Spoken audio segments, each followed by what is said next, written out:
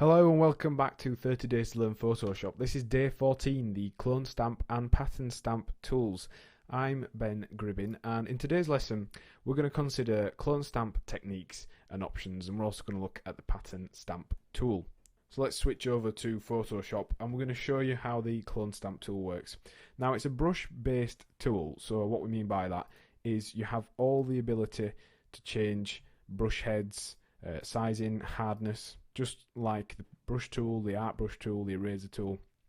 They're all based around the brushes, which is good for cross compatibility and customization, and it allows you to very simply duplicate areas of an image. So if we show you that in its simplest form, let's create a blue circle there, and then we use the stamp or the clone stamp tool, and we click on it. It's accessed by pressing S, and essentially you need to press Alt, and you'll notice the cursor changes from a brush to a crosshair.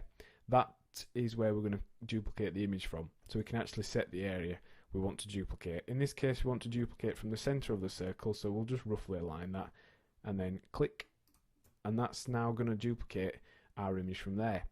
Now, in the center of our brush, it does look like a normal brush, but it isn't. It's actually showing a preview of what we're going to be duplicating. So you can see there that we've created an exact replica of that circle there.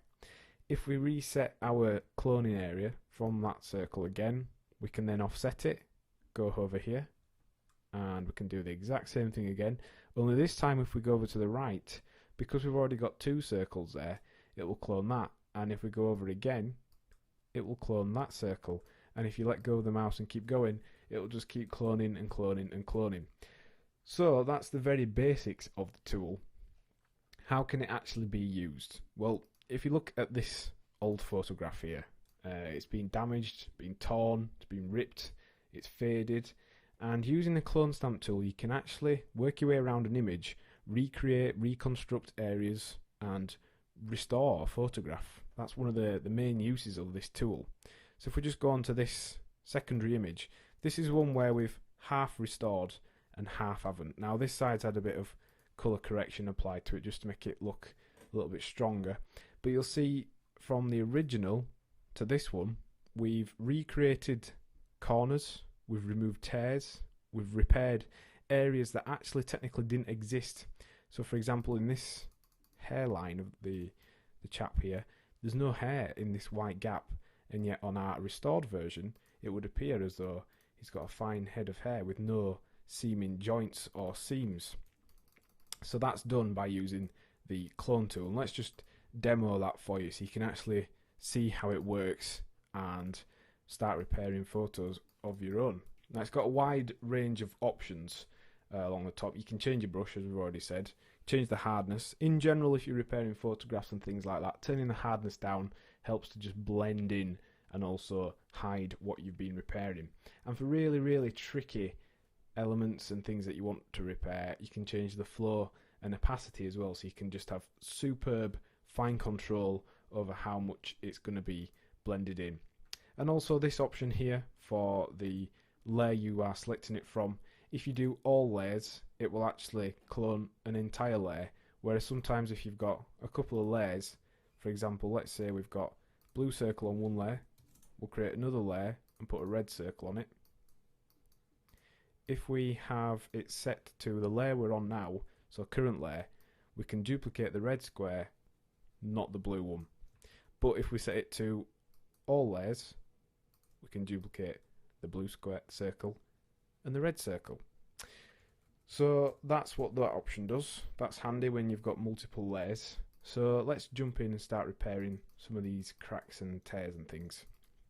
In order to repair this area, we've set the brush quite soft, we've kept the opacity as it is, and you're going to do a lot of re-aiming your clone area.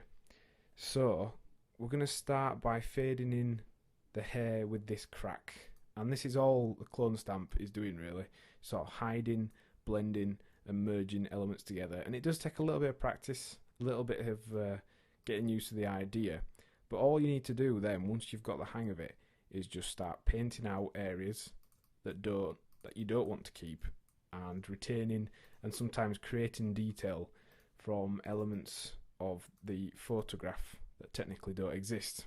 So things like the hair, quite complicated, a little bit more difficult. And what you're looking for are lines that you can continue, and either side of this damaged area we're going to borrow this hairline, and we're going to borrow this hairline, and then we're going to use some of the forehead colour, just pressing Alt and click on the area we want to copy from in order to be able to reconstruct that area. So if we zoom out now, you can see we've gone from having that big tear and crack in it to having a nice repaired hairpiece.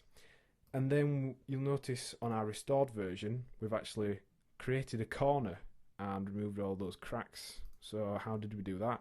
Well, the cracks and hairlines here, very, very easy to use because they're on almost a flat colour with some noise.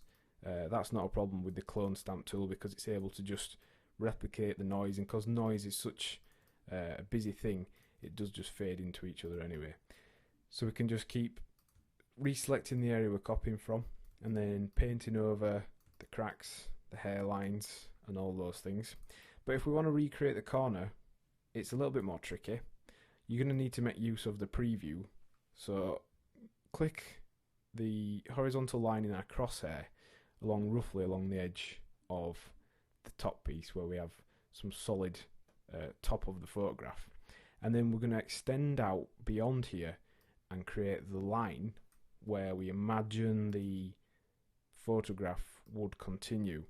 And this is where the kind of practice and skill comes into using the clone tool, because you've sometimes got to imagine, think a little bit outside the box in order to recreate these areas, and you've kind of got to mix some stuff up. So it's worth practicing and working your way around really heavily damaged photographs. Will really help you with practice, and also it'll teach you the concepts and principles behind the clone stamp tool. So what we're looking to do here is continue the colours as though they are all one. We are looking to imagine how this image continues into the areas where it's been damaged, and we're also trying to fade in the joins and seams that we're making, because we are effectively rebuilding areas of this photograph. And we're doing this very quickly, very roughly, so you would want to spend a little bit more time playing around with things like the opacity and tweaking that. And you can see we've managed to rebuild the corner here just by resampling, rebuilding and selecting areas that we want to use. Now, in order to finish that off, we can go ahead and just select some of this fabric background and just paint on and tidy up that edge. Then when that's printed out, fundamentally you won't be able to realise that any repairs are being made to that. So that's one of the main uses of the clone stamp tool. It's probably my favourite tool in Photoshop because it's very easy to use once you get the hang of, and it creates some really cool effects, helps you restore images. It's totally flexible, so we can use all the brush sets and things like that along with it. We can create some really cool restored photographs. Now, the pattern stamp tool, again under S, Shift and S to switch between them, is similar to the clone stamp tool, only it clones in patterns. So if we actually select the whole of our image here and go to Edit, Define Pattern, press OK. When we then go to select our texture that we want to clone in over here, we can select our image, and we're going to show you something that you can use the pattern stamp for. Now, normally it'd be used just to clone in a random texture.